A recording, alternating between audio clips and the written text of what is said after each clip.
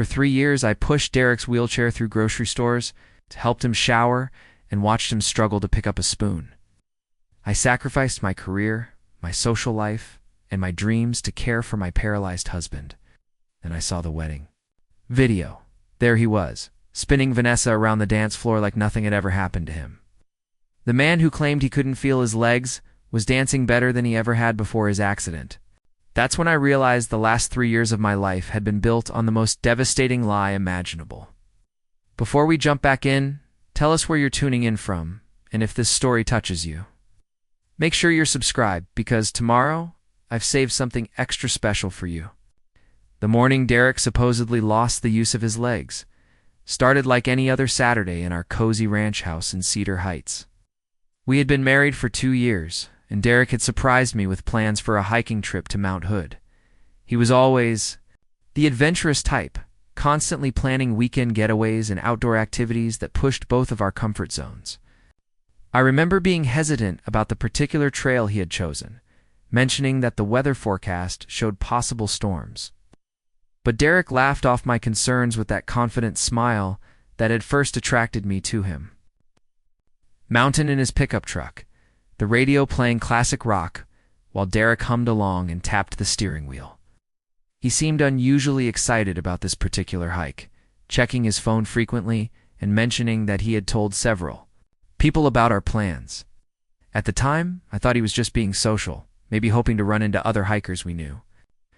The trail parking lot was surprisingly empty for a Saturday morning. It should have been my first red flag. But Derek assured me that we were just early birds beating the crowds. The hike itself was beautiful. Pacific Northwest was showing. Off with perfect temperatures, clear skies despite the morning's forecast, and stunning views of the surrounding valleys.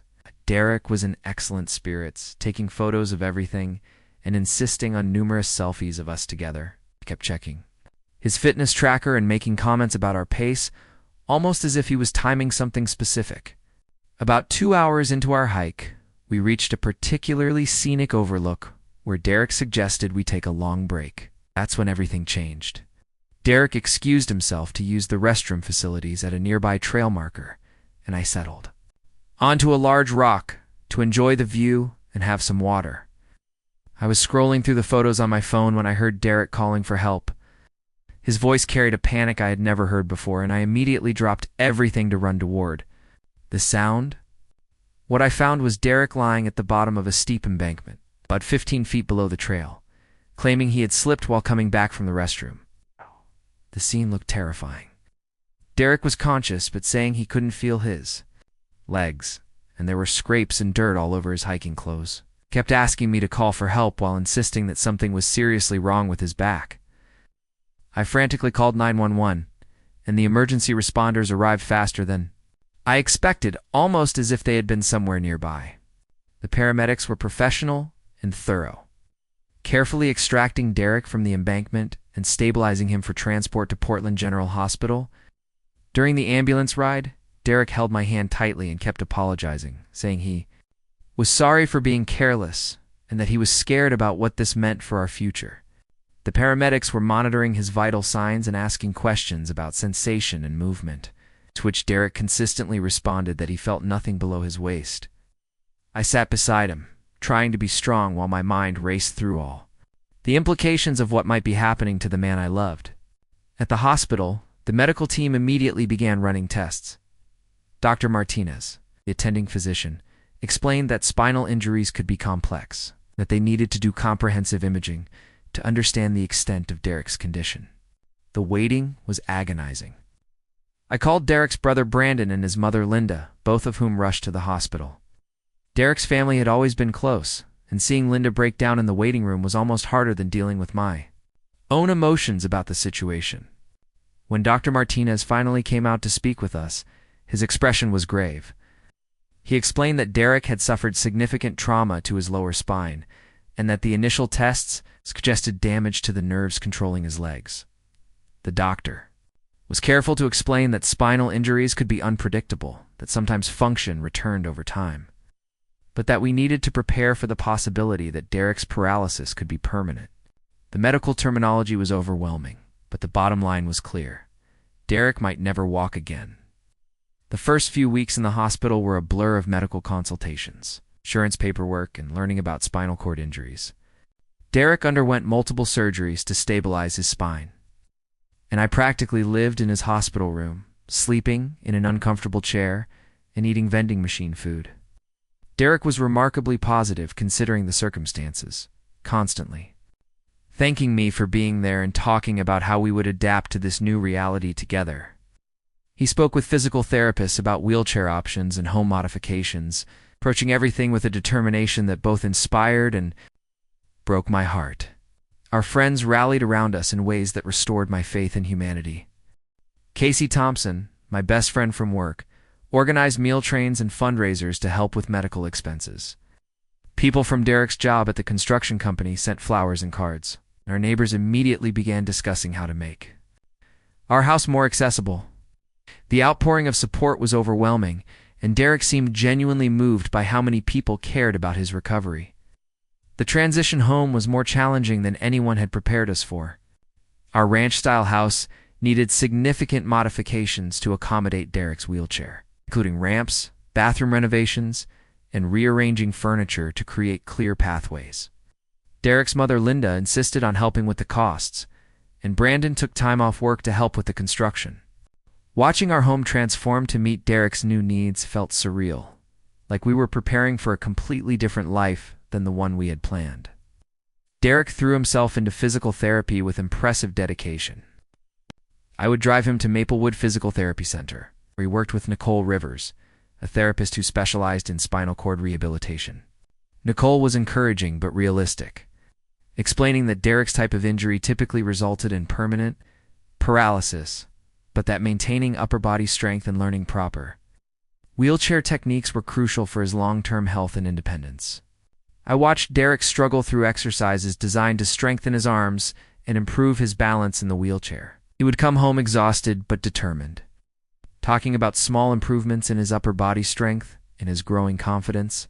With wheelchair navigation, Cole praised his positive attitude and told me privately that Derek was one of her most motivated patients, someone who truly seemed committed to making the best of his situation. My own life changed dramatically during this period. I had been working as a marketing coordinator at a local firm, but Derek's needs required constant attention. Initially, I took family medical leave, but it became clear that Derek needed more support than I could provide while maintaining a full-time job. After long discussions with Derek and his family, I made the difficult decision to shift to part-time work so I could be his primary caregiver. The financial strain was immediate and significant. Derek's disability insurance covered some of our expenses, but it was a fraction of his previous construction income, and my reduced hours meant we were living on much less than before.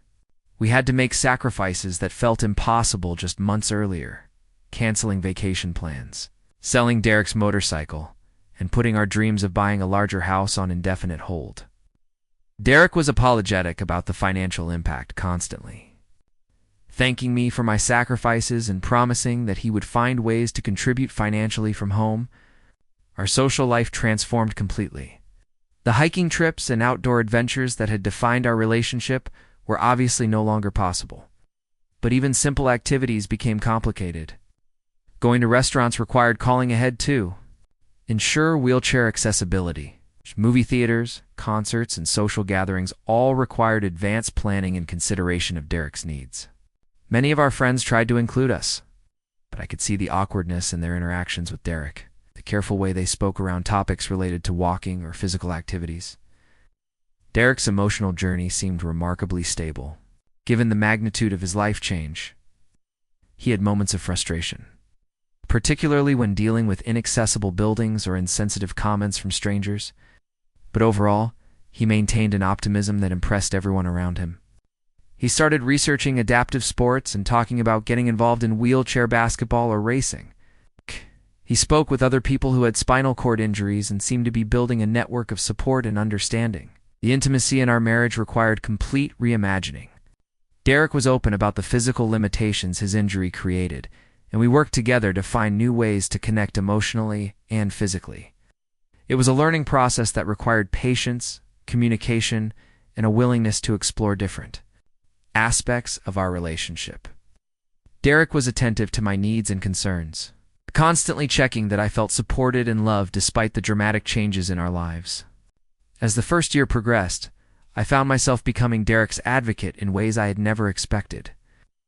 I learned about disability rights, insurance regulations, and accessibility laws. I became skilled at navigating medical bureaucracy and fighting for the equipment and services Derek needed. It was exhausting, but also empowering to become an expert in something I had never imagined needing to understand. Derek's family remained incredibly supportive throughout this period. Linda visited, regularly helping with household tasks and providing emotional support for both of us. Brandon made sure Derek stayed connected to his friends from work and organized regular visits to keep Derek's spirits up.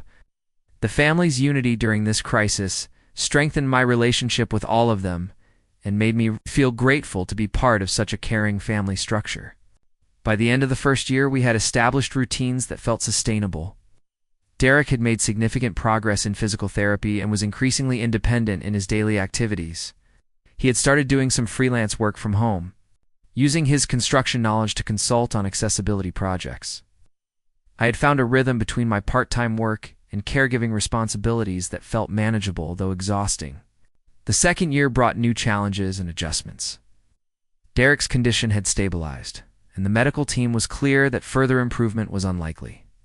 This reality required both of us to fully accept that his paralysis was permanent and to stop hoping for miraculous recovery. Preparing and narrating this story took us a lot of time, so if you are enjoying it, subscribe to our channel. It means a lot to us. Now back to the story. Derek handled this news with grace, channeling his energy into making the most of his capabilities and exploring new interests that were compatible with his wheelchair use. We began talking about long-term plans again. Derek was interested in potentially starting a consulting business focused on accessibility and construction projects. I was considering whether to return to full-time work now that Derek was more independent. We discussed whether we wanted to have children and how Derek's disability might affect our parenting plans. These conversations felt positive and forward-looking, evidence that we were successfully adapting to our new reality. The third year felt like we had truly found our groove. Derek was thriving in his consulting work, earning enough to significantly improve our financial situation. I had returned to full-time work, confident that Derek could manage independently during the day. We had developed a social circle that included other couples dealing with disabilities. Derek had become involved in advocacy work for accessibility improvements in our community. Derek's physical condition seemed stable, and his expertise with his wheelchair was impressive.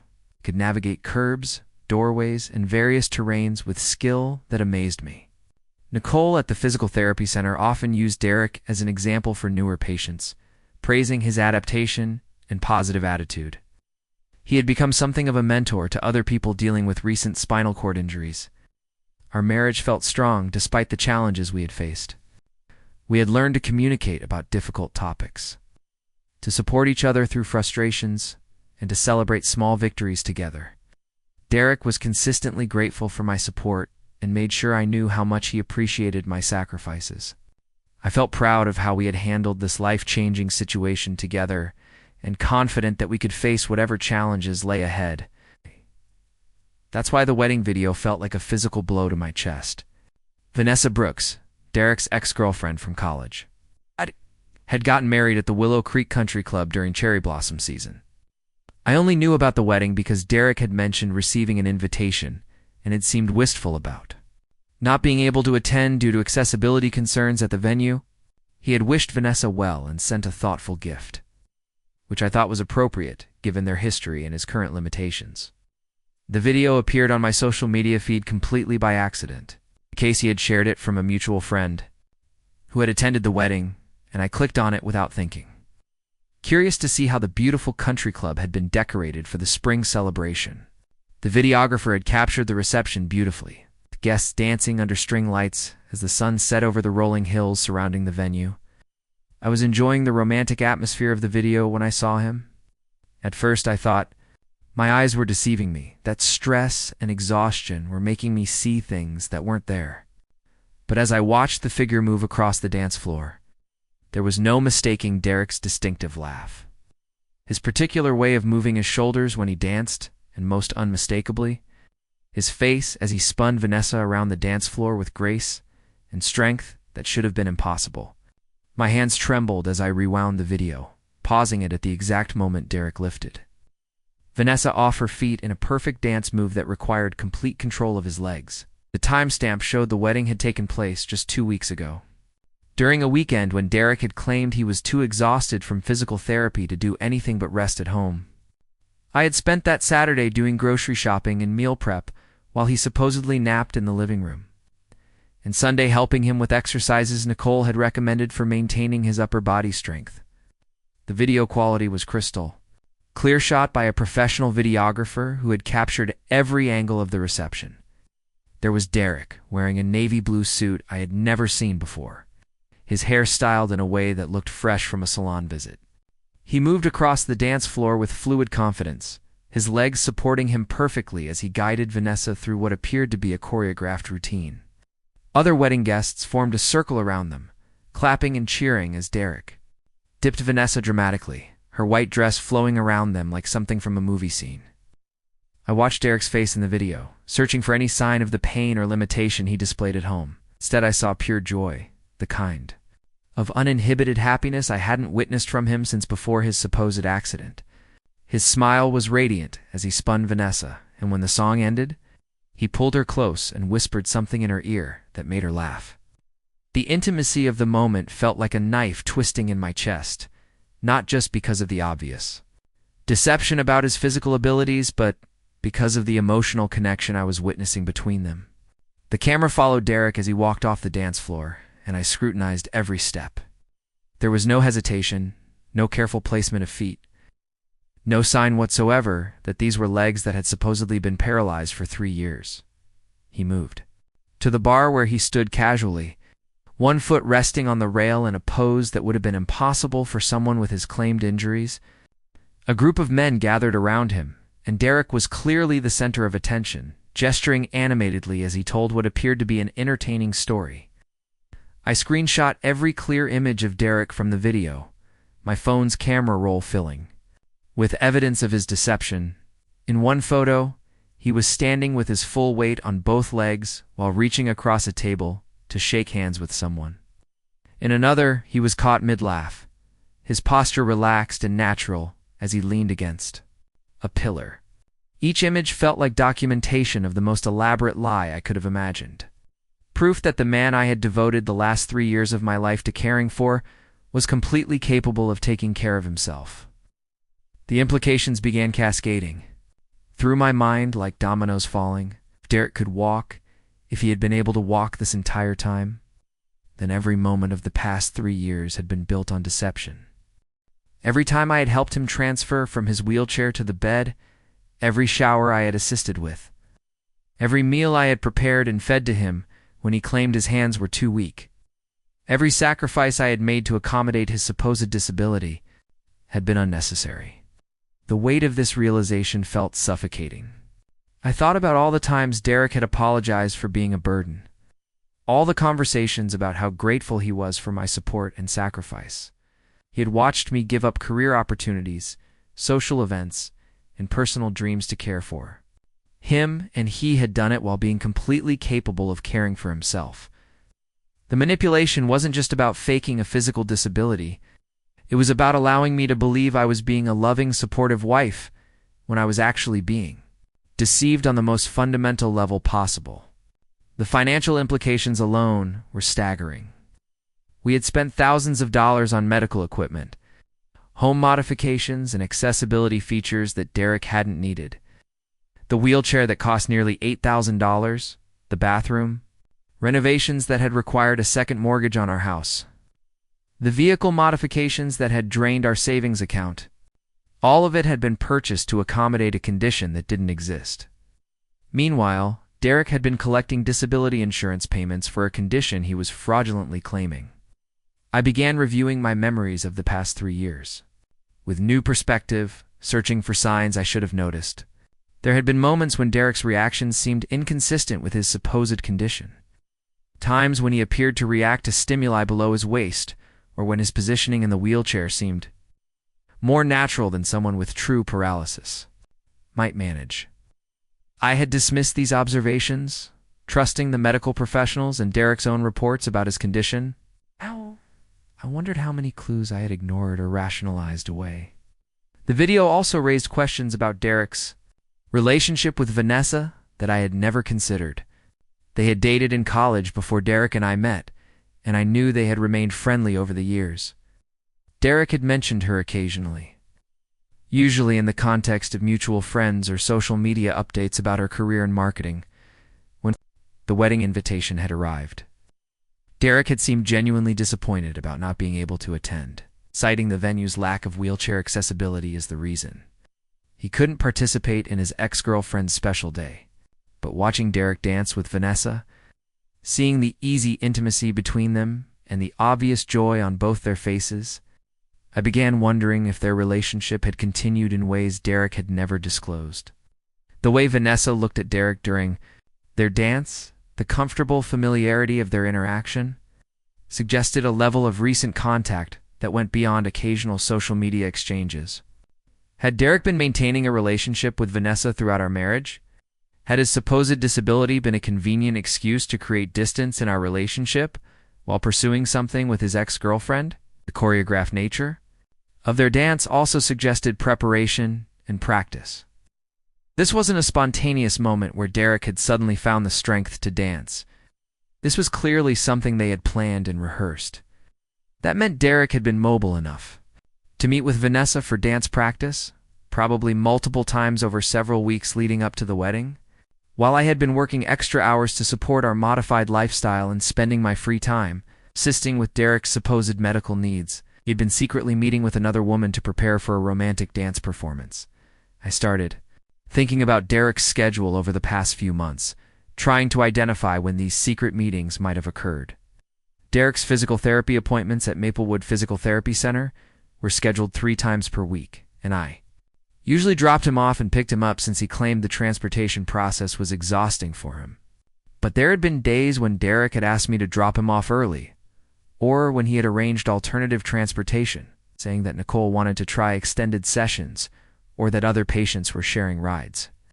The more I analyzed Derek's recent behavior, the more suspicious details emerged. There had been phone calls that Derek would end abruptly when I entered the room, claiming they were related to his consulting work or medical appointments. He had started paying more attention to his appearance, asking me to help him shop for new clothes that were supposedly more comfortable for wheelchair use. His mood had seemed lighter lately, and he had been more affectionate and attentive toward me, which I had attributed to his growing acceptance of his condition and appreciation for our relationship. Now I realized that Derek's improved mood and increased affection might have been guilt-driven responses to his deception. Perhaps dancing with Vanessa and maintaining his secret mobility had reminded him of what he was putting me through, prompting him to be more loving toward me as a way of managing his own conscience. The possibility that Derek's recent kindness had been motivated by guilt rather than genuine appreciation made me feel even more manipulated and deceived. I considered confronting Derek immediately, showing him the video and demanding an explanation. But something held me back from that impulse. If Derek had been maintaining this elaborate deception for 3 years, if he had been sophisticated enough to fool medical professionals, family members, and insurance companies, then he was clearly skilled at manipulation and lying. A direct confrontation might simply result in more lies, or worse, Derek might find ways to explain away the video that would leave me questioning my own perceptions. Instead, I decided I needed to gather more evidence and understand the full scope of Derek's deception before revealing what I knew. I needed to find out whether this was a recent development, or if Derek had been mobile throughout the entire 3 years since his supposed accident. I needed to understand his relationship with Vanessa and whether other people were aware of his true condition. Most importantly, I needed to protect myself legally and financially before Derek realized that his secret had been discovered. Spent the rest of that evening researching disability fraud and the legal implications of Derek's deception. The information I found was overwhelming and frightening. Disability insurance fraud was a serious federal crime that could result in substantial fines and imprisonment if Derek had been collecting disability payments while maintaining the ability to walk. He could face charges that would destroy not only his freedom, but also our family's financial stability. As his spouse, I might also face legal scrutiny. Even though I had been an unwitting victim of his deception, the following morning, I called in sick to work, something I rarely did, but I needed time to process what I had discovered and plan my next steps. Derek was scheduled for a physical therapy appointment that day, and I told him I was feeling too unwell to drive him. He seemed concerned about my health and arranged for Brandon to provide transportation, which gave me several hours alone in the house to search for additional evidence of his deception. I started in Derek's home office, where he kept paperwork related to his medical care and disability benefits. The files were meticulously organized, containing copies of medical reports, insurance correspondence, and documentation from various healthcare providers. Reading through these documents with new perspective was surreal. Seeing Derek's supposed medical history laid out in clinical detail when I now knew it was fabricated, the medical reports described the progression of his condition, the lack of improvement in sensation and mobility, and the prognosis for permanent paralysis. Among Derek's papers, I found receipts and documentation that didn't match the timeline of his supposed disability. There were gym membership payments that had continued throughout the past 3 years, despite Derek's claims that he could no longer engage in traditional exercise. There were receipts for shoes, specifically athletic shoes purchased regularly over the past 3 years. Someone who was genuinely paralyzed from the waist down would have no need for multiple pairs of athletic shoes. Certainly not the high-end running shoes Derek appeared to be purchasing every few months. Also discovered a credit card statement that included charges I didn't recognize. There were restaurant bills from places Derek and I had never visited together, purchases from stores I had never heard of, and payments to what appeared to be dance studios in Portland. The dance studio charges were particularly damning, showing regular monthly payments over the past 6 months, exactly the time frame when Derek and Vanessa would have been preparing for the wedding dance I had witnessed in the video.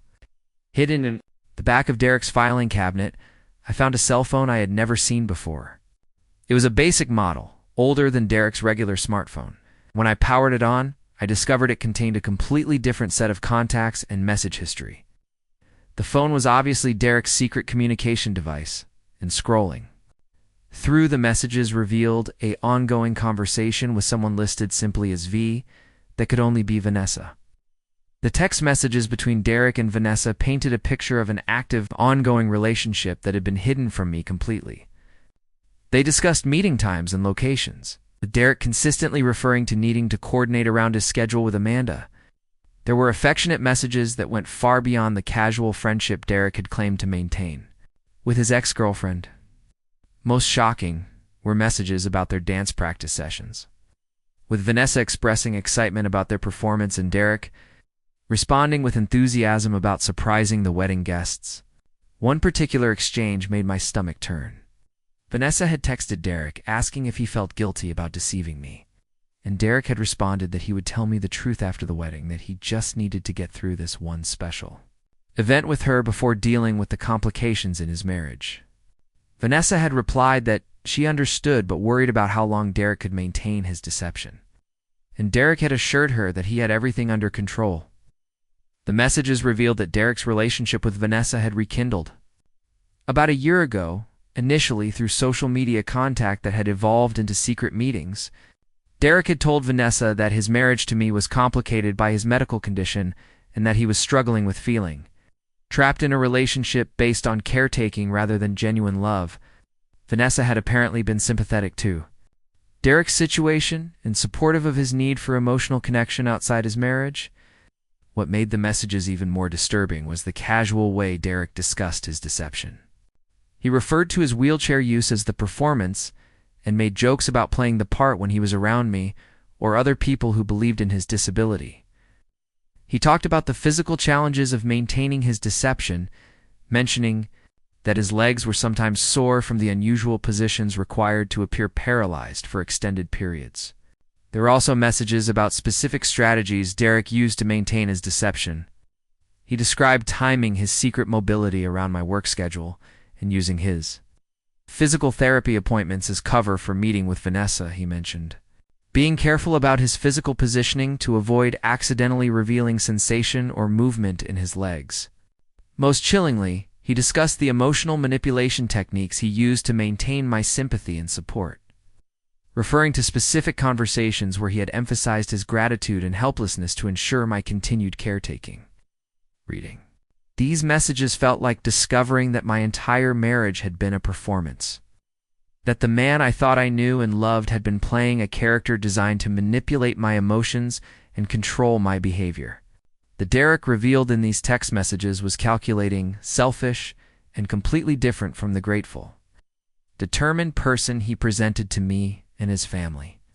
The disconnect between Derek's public persona and his private thoughts was so extreme that I began questioning whether I had ever known the real Derek at all. I photographed every message on the secret phone, creating a comprehensive record of Derek's deception and his relationship with Vanessa. The evidence was overwhelming and undeniable, providing not only proof of Derek's physical capabilities, but also insight into his motivations and planning.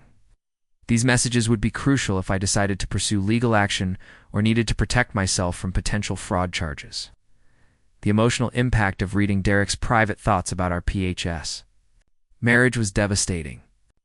In his messages to Vanessa, Derek described feeling burdened by my caretaking and resentful of the limitations his fake disability placed on his social life. He complained about having to maintain his deception around me and expressed frustration with the effort required to appear helpless and dependent. The man who had been thanking me for my sacrifices and expressing gratitude for my support has been privately viewing my care as an inconvenience and my love as a trap. Derek also discussed his future plans with Vanessa, mentioning that he wanted to end his marriage to me but was concerned about the practical complications of revealing his deception. He worried about potential legal consequences and the impact on his family relationships if his fraud was discovered. Most hurtfully, he described me as too invested in the caretaker role to handle the truth about his condition, suggesting that he viewed my love and dedication as weaknesses to be managed rather than gifts to be appreciated. Returned from his physical therapy appointment, I had gathered enough evidence to prove his deception beyond any doubt.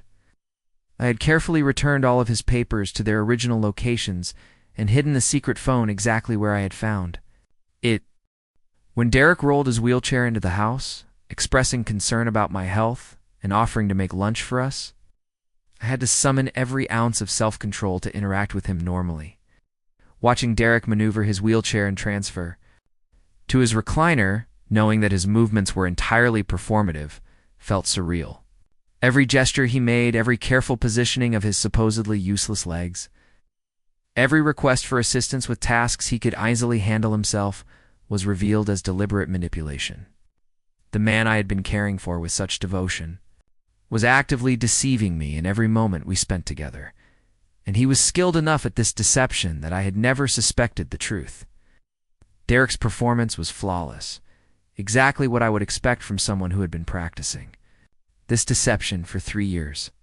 He positioned his legs carefully, asked for help reaching items that were within his range, and maintained the slightly strained posture of someone dealing with chronic pain and physical limitation.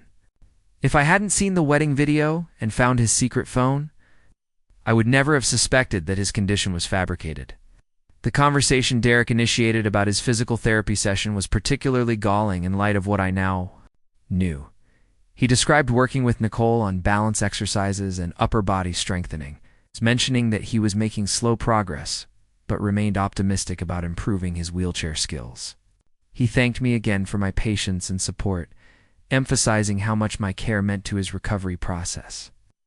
Every word felt like a calculated lie designed to maintain my sympathy and ensure my continued caretaking. That evening, as I helped Derek with his nighttime routine, I struggled to contain my anger and revulsion. Assisting him with his shower, helping him transfer to bed, and positioning his legs for optimal circulation felt like participating in an elaborate charade that was designed to exploit my love and dedication. Derek maintained his grateful, loving demeanor throughout these interactions never showing any sign that he was capable of handling these tasks independently. As Derek fell asleep beside me, I lay awake planning my next steps. I needed to consult with an attorney to understand my legal options and protections. I needed to gather additional evidence of Derek's fraud and his relationship with Vanessa. Most importantly, I needed to prepare for the confrontation that would eventually end this deception and probably destroy our marriage. The man sleeping next to me had stolen 3 years of my life through an elaborate lie, and I was determined to make sure he faced the consequences of his choices. The attorney's office smelled like leather and old books, the kind of place that inspired confidence, through its traditional appearance and rows of legal volumes lining the walls. Margaret Chen had been recommended by Casey, knew her through professional networking events, and vouched for her expertise in both family law and fraud cases. Margaret was in her 50s, with silver-streaked hair and intelligent eyes that seemed to assess everything with careful precision. When I had called to schedule the consultation, I had been vague about the specifics, only mentioning that I needed advice about potential fraud involving my husband. Sitting across from Margaret's mahogany desk, I spread out the evidence I had collected over the past week: the printed screenshots from the wedding video, photographs of Derek's credit card statements showing the dance studio payments, images of the text messages from his secret phone, and documentation of his disability. Insurance claims created a damning pile of proof. Margaret examined each piece of evidence methodically, occasionally asking clarifying questions about dates and amounts, while taking detailed notes on a yellow legal pad. Margaret's expression grew increasingly serious as she reviewed the materials. When she finished examining the evidence, she leaned back in her chair and studied me carefully before speaking. She explained that Derek's situation constituted multiple types of fraud, including disability insurance fraud, which was a federal crime, and potentially marriage fraud if his deception had influenced our financial arrangements or legal decisions. The penalties for disability insurance fraud alone could include substantial fines and several years in federal prison. The attorney outlined several options for how I could proceed, each with different implications for my legal and financial protection. I could report Derek's fraud to the insurance company and federal authorities immediately, which would likely result in criminal charges, but would also clearly establish my role as a victim rather than a co-conspirator. Alternatively, I could confront Derek privately and attempt to negotiate a resolution that might avoid criminal prosecution, but could leave me vulnerable to legal complications if the fraud was discovered through other means. Margaret strongly recommended that I prioritize protecting myself legally before taking any action that might alert Derek to my knowledge of his deception. She explained that as Derek's spouse, I could potentially face scrutiny from investigators, who might question whether I had been aware of or complicit in his fraud. The fact that I had been providing care based on a fraudulent disability claim could complicate my position, even though I had been deceived along with everyone else. The financial implications were staggering and complex. Derek had been collecting disability insurance payments for 3 years, totaling nearly $200,000 in fraudulent benefits. The insurance company would certainly pursue recovery of these funds, which could result in liens against our shared assets, including our house. Additionally, we had spent considerable money on medical equipment and home modifications that had been unnecessary, expenses that might be recoverable through civil litigation, but would require lengthy legal proceedings. Margaret advised me to begin documenting our marital assets and debts immediately, creating a clear record of our financial situation before Derek became aware that his fraud had been discovered. She recommended opening a separate bank account in my name only and beginning to protect assets that could be threatened by potential legal judgments. Most importantly, she urged me to avoid any actions that might be construed as participating in or enabling Derek's continued fraud. The attorney also discussed the implications for my marriage and family relationships. Derek's deception had involved his entire family, including his mother Linda and brother Brandon, who had provided both emotional and financial support based on their belief in his disability. When Derek's fraud was revealed, it would devastate his family relationships and potentially create lasting rifts that could affect my own connections to people I had grown to love over the past 3 years. Margaret suggested that I consider whether I wanted to give Derek an opportunity to confess his deception voluntarily before involving law enforcement. While this approach carried some legal risks, it might allow for a more controlled revelation that could minimize the impact on family relationships and potentially lead to a more favorable resolution. However, she emphasized that any confrontation with Derek should be carefully planned and documented to protect my interests. I left Margaret's office with a clear action plan, but a heavy heart. The legal path forward was straightforward, but the personal implications were overwhelming. I was facing the end of my marriage, potential financial ruin, and the complete destruction of the life I had built over the past 3 years. Moreover, I was grappling with the realization that the man I had loved and cared for had been systematically deceiving not just me, but everyone who cared about him. Over the next few days, I began implementing Margaret's recommendations while maintaining the appearance of normalcy in my interactions with Derek. I opened a new bank account and began transferring small amounts of money from our joint accounts. Amounts that wouldn't be immediately noticeable, but would provide me with some financial independence. I also began documenting our daily routines and Derek's behavior, creating a detailed record that could support my claims about the extent of his deception.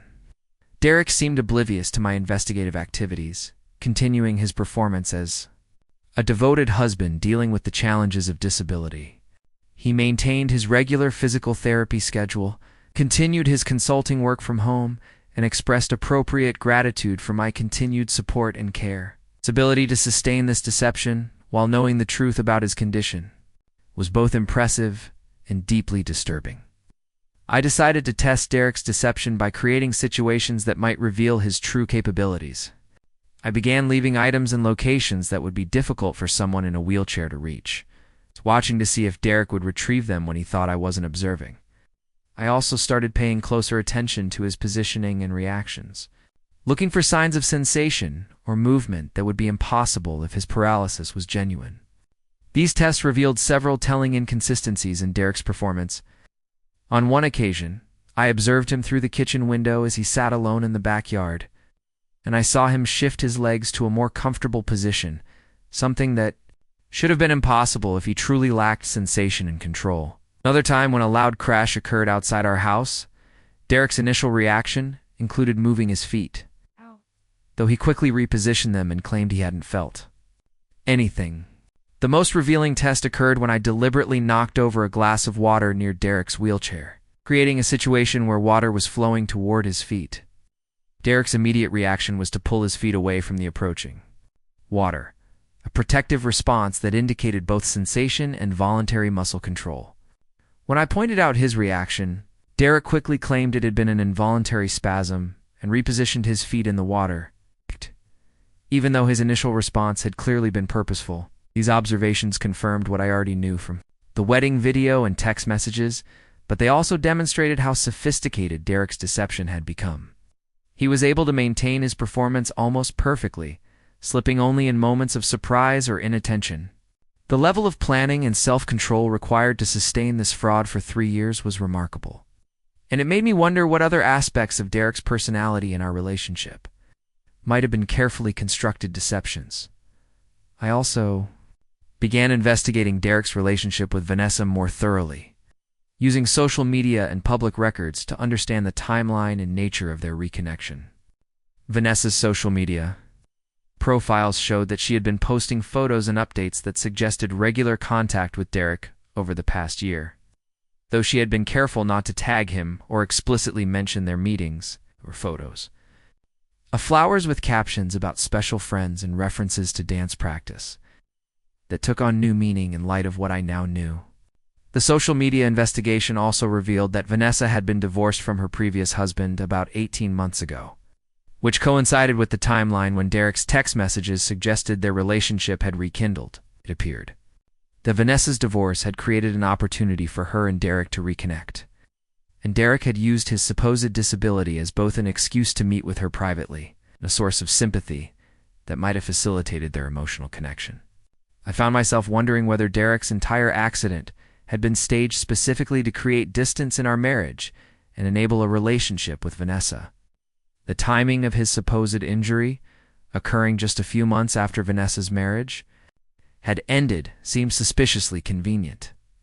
Moreover, the location of Derek's supposed fall, on a remote hiking trail where no other witnesses were present, would have provided the perfect opportunity to stage an injury without independent verification.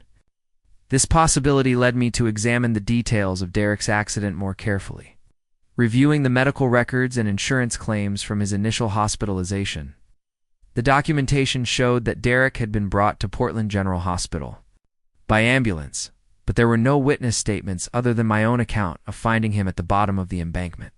The medical team had relied primarily on Derek's own reports of symptoms and sensation loss, supplemented by imaging studies that showed spinal bruising consistent with a fall but no definitive evidence of nerve damage. The more I analyzed the medical evidence, the more suspicious the circumstances became. Derek's symptoms had been entirely self-reported, and the medical professionals had no way to independently verify his claims about sensation and movement loss. The imaging studies had shown trauma consistent with a fall, but that trauma could have been caused by a deliberate fall rather than an accidental slip. If Derek had staged his accident, he would only have needed to ensure that the physical evidence supported his claims about the severity of his injuries. I also realized that Derek's behavior immediately after his supposed accident had been designed to establish the legitimacy of his condition. His dramatic expressions of fear and helplessness during the ambulance ride, his consistent reports of symptom severity to medical professionals, and his apparent acceptance of his diagnosis had all served to convince everyone, including me, that his condition was genuine. Derek had essentially created a medical history that supported his fraudulent claims. The psychological manipulation involved in Derek's deception was perhaps even more disturbing than the financial fraud. I'd carefully crafted a persona of gratitude and determination that was designed to maintain my emotional investment in his care while preventing me from questioning his condition, his expressions of appreciation for my sacrifices, his apparent efforts to contribute to our household despite his limitations, and his discussions about our future together had all been calculated to ensure my continued support. Derek had also used his supposed vulnerability to manipulate his family relationships, ensuring that his mother and brother remained committed to providing emotional and financial support. Linda's fierce protectiveness of Derek and Brandon's dedication to helping with his care were based on their genuine love for him and their belief in his disability. When Derek's fraud was revealed, it would destroy their trust and potentially damage their relationships permanently. The impact on Derek's friendships and professional relationships would also be devastating. His former co-workers at the construction company had been supportive throughout his supposed recovery, and several had made financial contributions to help with medical expenses. Derek's consulting clients in the accessibility field had hired him based on their belief that his personal experience with disability gave him unique insight and credibility. All of these relationships were built on a foundation of lies that would collapse when the truth was revealed. I began planning the confrontation that would eventually be necessary, considering various approaches that might minimize the damage. 2 innocent family members, while ensuring that Derek faced appropriate consequences for his deception. Margaret had advised me to document the confrontation carefully, potentially recording it, if legally permissible, to create evidence of Derek's admissions that could be used in legal proceedings. The emotional preparation for confronting Derek was perhaps the most challenging aspect of this situation. I was dealing with anger at being deceived, grief for the marriage I thought I had, and fear about the legal and financial consequences we would both face. I was also struggling with feelings of embarrassment about being so thoroughly deceived and wondering whether other people had suspected Derek's fraud while I remained oblivious. Derek's continued performance of gratitude and affection made the waiting period almost unbearable. Every time he thanked me for my care, expressed love for our relationship, or discussed our future plans, I felt a combination of rage and disgust. That was difficult to conceal. I found myself analyzing every word Derek spoke, looking for signs of guilt or hints that he was preparing to confess his deception voluntarily. The strain of maintaining normal interactions with Derek while knowing the truth about his condition was affecting my sleep, appetite, and concentration. I was making mistakes at work and struggling to focus on routine tasks, leading Casey to express concern about my health and stress levels. I wanted to confide in Casey about what I had discovered, but Margaret had advised me to limit the number of people who knew about Derek's fraud until I was ready to take official action. Derek's family continued their regular visits and support, unaware that their care and concern were being directed toward someone who was actively deceiving them. Watching Linda fuss over Derek's comfort and listening to Brandon discuss plans for making our house even more accessible was heartbreaking, knowing that their love and generosity were being exploited. I felt complicit in their deception simply by maintaining Derek's secret, even though I was also a victim of his fraud. The financial planning for our inevitable separation was complex and emotionally difficult. Margaret had advised me to assume that Derek would face criminal prosecution and potential imprisonment, which would leave me responsible for our shared debts, while potentially losing access to assets that might be seized to pay restitution. I needed to prepare for the possibility of losing our house and starting over financially while dealing with the legal complications of being married to someone convicted of federal fraud. I also had to consider the impact on my career and professional reputation. While I had been a victim of Derek's deception, being associated with such an elaborate fraud case might affect my credibility and employment prospects. Some people might question whether I should have known about Derek's true condition, and I would need to be prepared to defend my role in the situation while maintaining my professional relationships. The waiting period was also allowing me to process the emotional implications of Derek's betrayal more fully. I was beginning to understand that his deception hadn't just involved faking a medical condition. It had involved systematically manipulating my emotions and exploiting my love and commitment. Derek had turned my capacity for caring into a weakness that he could exploit, and he had done so without apparent guilt or remorse for 3 years. As I prepared for the confrontation that would end Derek's deception, I realized that I was not just dealing with the revelation of lies, but with the complete destruction of my understanding of our relationship and Derek's character. The man I had married and cared for had never really existed. He had been a carefully constructed performance designed to serve Derek's selfish interests. Recovery from this betrayal would require not just legal and financial resolution, but a complete reconstruction of my ability to trust and love again. The moment arrived on a Thursday evening in late October, exactly 3 weeks after I had first seen the wedding video that shattered my world. Derek was in the living room, positioned in his wheelchair near the fireplace, working on his laptop and reviewing what he claimed were accessibility consulting proposals. The autumn light filtering through our windows cast long shadows across the room, and the familiar domestic scene felt surreal knowing what I was about to unleash. I had spent hours rehearsing this confrontation, but my hands still trembled as I carried the manila folder containing all the evidence I had collected. Derek looked up from his laptop with a warm smile that had once made my heart skip, but now made my stomach turn. He commented on how nice I looked, asking if I had plans for the evening and whether I needed him to order dinner for us. His casual domesticity, the way he seamlessly maintained his loving husband persona while sitting in the wheelchair that symbolized his 3-year deception, made my resolve crystallize into cold determination. I sat down on the couch directly across from Derek, placing the manila folder on the coffee table between us, but keeping my hand resting on top of it. For a moment, I just looked at him, this man who had shared my bed for 5 years, who had promised to love and honor me, who had allowed me to sacrifice my career and dreams to care for a condition that didn't exist. Derek seemed to sense something different in my demeanor because his expression shifted from casual warmth to mild concern. Derek asked if everything was all right, noting that I seemed tense and offering to make me some tea or give me a shoulder massage. The irony of him offering physical comfort while maintaining his elaborate physical deception was almost too much to bear. I told him we needed to talk, and something in my tone made him close his laptop and give me his full attention. Performed. Concern and willingness to listen felt like mockery of every genuine conversation we had ever shared. I opened the manila folder and removed the first item, a printed screenshot from the wedding video showing Derek in perfect clarity, standing on both legs while dancing with Vanessa. I placed the image on the coffee table facing Derek and watched his reaction carefully. For just a moment, his mask slipped completely. I saw shock, panic, and what looked like genuine fear flash across his features before he quickly attempted to regain his composure.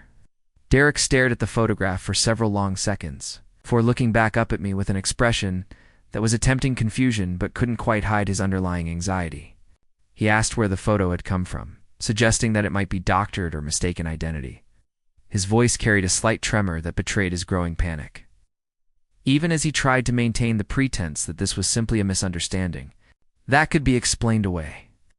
I placed the second item on the table, another screenshot showing Derek clearly identifiable as he lifted Vanessa off her feet during their dance routine. Then came the third image, and the fourth, each one providing undeniable proof of Derek's mobility and coordination. Derek's attempts to explain became increasingly desperate as more evidence appeared. He suggested that the photos might be from before his accident, even though Vanessa's wedding dress and the venue decorations were clearly visible, proving these were recent images.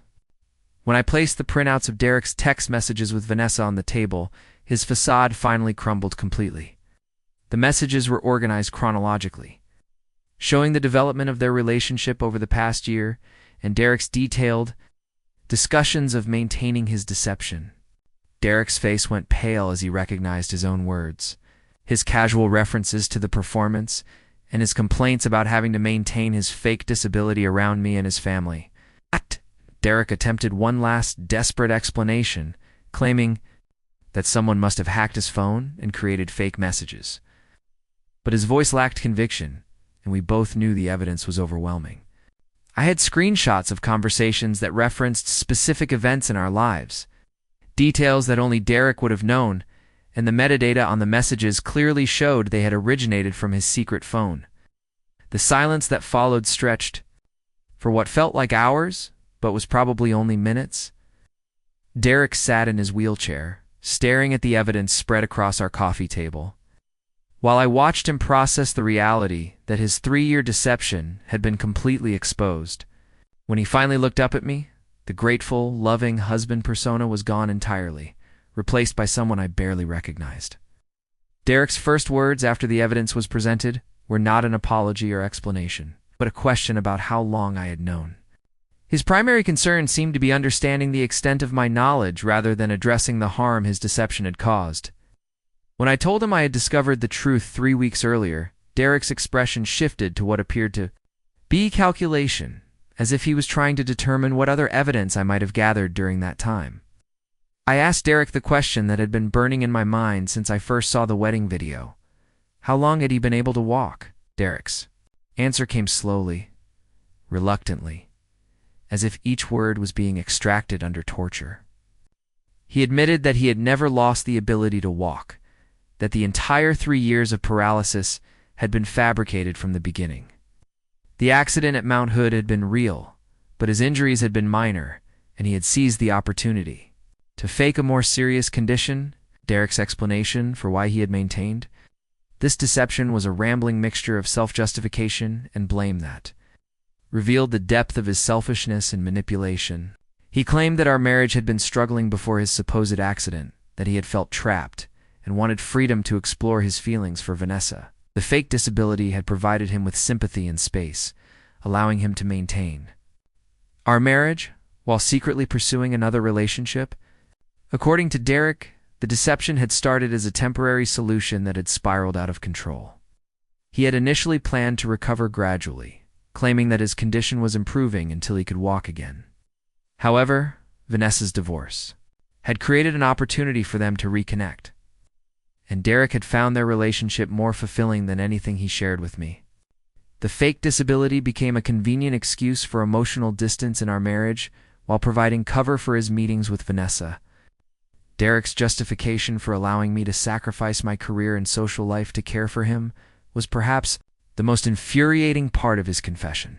He claimed that I had insisted on becoming his caregiver. He had tried to discourage my sacrifices, but that I had been determined to prove my devotion. He suggested that my caregiving had been more about my own need to feel needed than about his actual requirements. An interpretation that reframed my love and dedication as selfish behavior. The financial fraud aspect of Derek's deception was dismissed with casual indifference that revealed his complete lack of understanding about the seriousness of his crimes. Derek acknowledged that he had been collecting disability insurance payments inappropriately, but suggested that the money had been used for legitimate household expenses. He seemed genuinely surprised when I explained the federal criminal penalties for disability fraud and the potential for imprisonment. Derek's attitude toward his family's sacrifices was equally callous. When I mentioned how his mother and brother had provided emotional and financial support based on their belief in his disability, Derek shrugged and suggested that their help had been voluntary. He seemed unable or unwilling to understand that their generosity had been based on his lies, and that they would be devastated when they learned the truth about his condition. As Derek's confession continued, I began to understand that his deception had been even more elaborate than I had initially realized. He had been carefully managing his performance for 3 years, coordinating with Vanessa to ensure their meetings didn't conflict with his supposed medical appointments, and maintaining detailed mental notes about his claimed symptoms to ensure consistency in his reports to doctors and family members. Derek revealed that he had researched spinal cord injuries extensively to make his deception more convincing. He had studied medical literature, watched documentaries about paralysis, and even attended support groups for people with disabilities to learn how to authentically portray someone dealing with his supposed condition. The level of preparation. An ongoing effort required to maintain his fraud was staggering. The psychological manipulation Derek had employed was perhaps more disturbing than the physical deception. He had carefully calibrated his expressions of gratitude and affection to maintain my emotional investment while preventing me from questioning his condition. Derek admitted that he had deliberately emphasized his vulnerability and dependence to ensure that I felt needed and important in his recovery process. Derek also confessed that he had been monitoring my emotional state carefully, adjusting his behavior to maintain my sympathy when he sensed that I might be growing frustrated or suspicious. The recent increase in his affection and appreciation, which I had attributed to his growing acceptance of his condition, had actually been Derek's response to sensing that I was becoming more distant and questioning. When I asked Derek about his relationship with Vanessa and their plans for the future, his response revealed the full extent of his selfishness and lack of consideration for anyone else involved. Derek admitted that he had been planning to gradually end our marriage while transitioning to a relationship with Vanessa, but he had wanted to time the revelation carefully to minimize legal and financial consequences for himself. Derek's plan had been to claim a miraculous recovery that would allow him to gradually regain his mobility, followed by a gradual emotional distancing from me that would lead to divorce. He had hoped to frame the end of our marriage as a natural consequence of the stress and changes caused by his disability, rather than revealing his deception. Vanessa had apparently been aware of this plan and had been prepared to support Derek through the transition. The wedding dance that had exposed Derek's deception had not been part of his original plan. According to Derek, Vanessa had convinced him that participating in her wedding would be a special moment they could share before he began the process of ending his fake disability. Derek had been reluctant because of the risk of exposure, but Vanessa had assured him that the guest list was limited and that none of the attendees knew me personally. Derek seemed genuinely surprised that the wedding video had appeared on social media and had been seen by someone connected to me. He had assumed that Vanessa's wedding would remain private and that his participation would never be discovered. The casual way Derek discussed this miscalculation revealed his arrogance and his assumption that he could control every aspect of his elaborate deception. As Derek's confession continued, I found myself growing increasingly angry not just at his deception but at his attitude during this revelation. Derek seemed more concerned about the consequences he would face than about the harm he had caused. To me and his family, his apologies felt perfunctory and self-serving, focused more on managing my reaction than on expressing genuine remorse for his actions. Derek's attempts to minimize the seriousness of his deception were particularly infuriating. He suggested that his lies had been motivated by love for Vanessa rather than malice toward me, as if his emotional justifications somehow reduced the harm he had caused. He claimed that he had never intended for the deception to continue as long as it had, and that circumstances had prevented him from revealing the truth earlier. When I confronted Derek about the specific sacrifices I had made to care for him, including leaving my full-time job and abandoning career opportunities, his response revealed his complete lack of empathy. Derek suggested that these had been my choices and that he had never explicitly asked me to make those sacrifices. He seemed unable to understand that his deception had manipulated me into making decisions that I would never have considered if I had known the truth about his condition.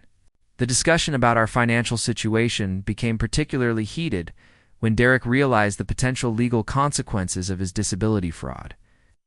Derek had apparently assumed that any problems could be resolved by simply returning the fraudulent insurance payments, and he was shocked when I explained that criminal prosecution was likely regardless of restitution. His panic about potential imprisonment was the first time during our conversation that Derek seemed to grasp the seriousness of his situation. Derek's reaction to learning that I had consulted with an attorney was explosive. He accused me of betraying our marriage by seeking legal advice before confronting him, suggesting that I should have given him the opportunity to explain before involving lawyers. His indignation at my protective measures revealed his continued expectation that I would prioritize his interests over my own, even after discovering his massive deception. The conversation devolved into accusations and recriminations as Derek realized that his confession was being used to gather evidence rather than facilitate reconciliation. Derek accused me of entrapping him and suggested that I had been planning to destroy him rather than save our marriage. His inability to understand that our marriage had been destroyed by his own actions, not by my discovery of his deception, demonstrated his complete lack of responsibility for the situation he had created. Derek's final attempt to salvage something from this confrontation was a desperate plea for me to keep his deception secret and allow him to stage a gradual recovery. He promised to end his relationship with Vanessa and recommit to our marriage if I would help him cover up his fraud. Derek seemed genuinely shocked when I refused this proposal and made it clear that his deception would be exposed regardless of any promises he might make. The realization that I would not be complicit in covering up his fraud seemed to break Derek's last hope for controlling the situation.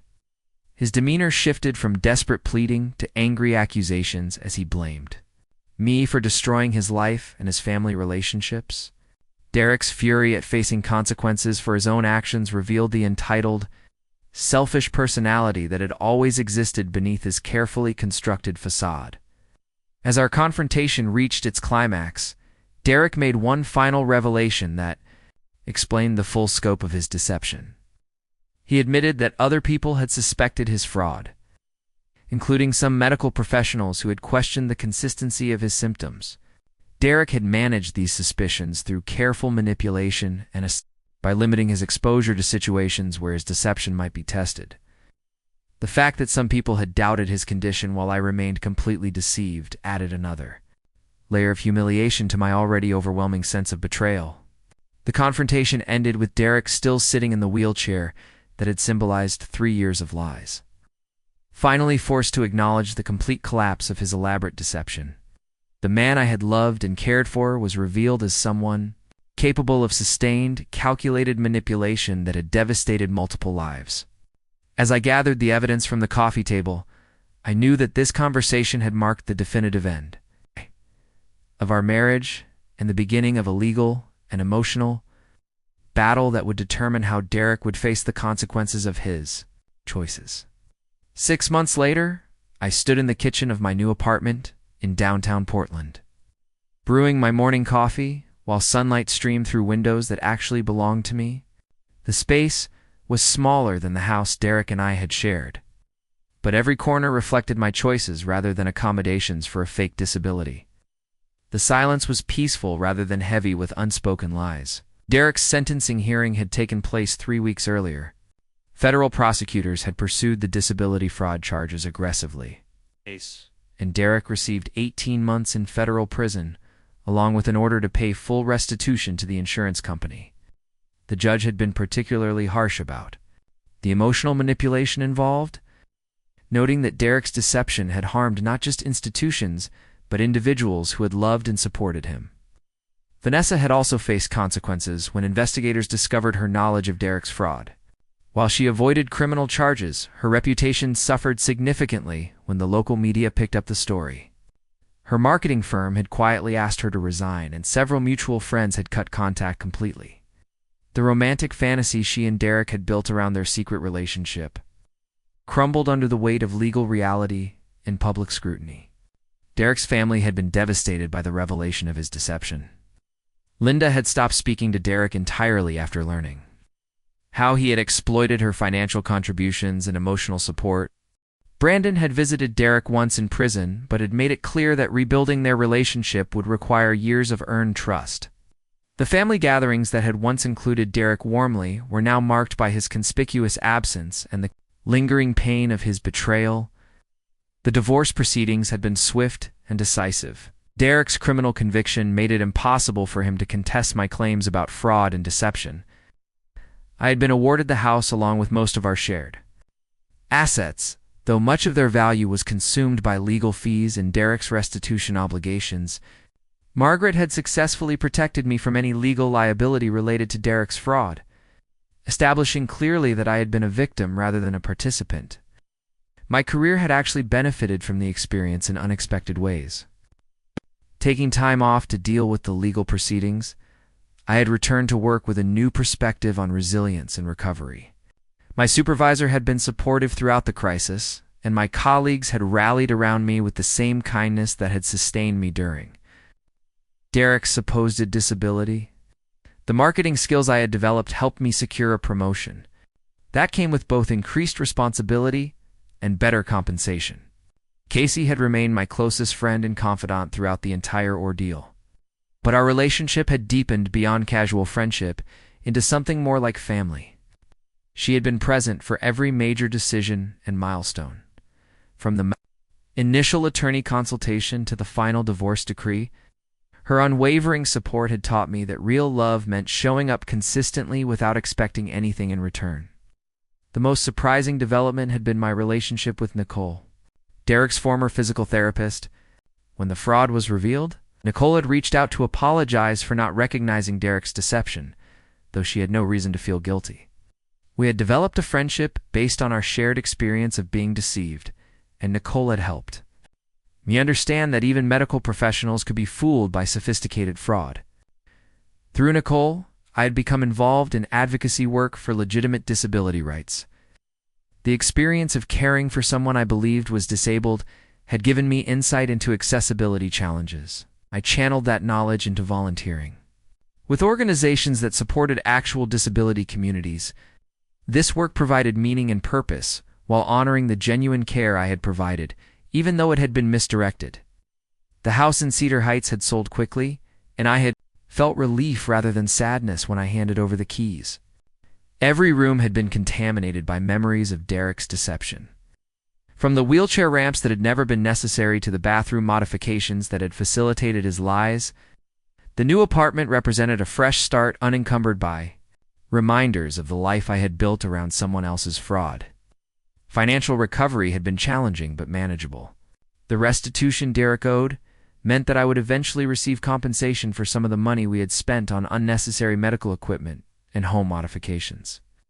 More importantly, I had learned to live independently and make financial decisions based on my own needs and goals rather than accommodating someone else's supposed limitations. Derek had written several letters from prison, attempting to apologize and explain his actions more thoroughly. I had read the first few letters before deciding that his continued attempts at self-justification were not worth my emotional energy. Margaret had advised me that maintaining any contact with Derek could complicate future legal proceedings, and I had found that cutting off communication entirely was liberating rather than difficult. Most profound change had been in my understanding of myself and my capacity for both love and strength. The 3 years I had spent caring for Derek had not been wasted, even though they had been based on lies. I had demonstrated compassion, dedication, and resilience that proved my character even in the face of betrayal. Those qualities belonged to me regardless of how they had been exploited. My new apartment had become a gathering place for friends who appreciated authenticity over performance. The dinner parties I hosted were filled with genuine laughter and honest conversation, stark contrast to the careful interactions that had characterized my life with Derek, I had rediscovered the joy of spontaneous plans and activities that didn't require advanced accessibility planning. The legal victory had established important precedents for prosecuting disability fraud, and Margaret had used our case as an example in several professional presentations. While I had never wanted to become a public figure, I felt satisfied that Derek's prosecution might deter others from attempting similar deceptions and might help future victims recognize warning signs more quickly. As I sipped my coffee and planned my weekend, I realized that Derek's deception had ultimately freed me from a relationship built on manipulation and lies. The man I had loved had never really existed, but the strength and love I had demonstrated while caring for him were entirely real. Those qualities had attracted genuine friends and meaningful opportunities that filled my life with purpose and joy. The woman who had been devastated by discovering her husband's fraud had evolved into someone who understood her own worth and refused to accept anything less than honesty and respect. Derek's prison sentence would end eventually, but my freedom from his deception would last forever. Up next, you've got two more standout stories right on your screen. If this one hit the mark, you won't want to pass these up. Just click and check them out.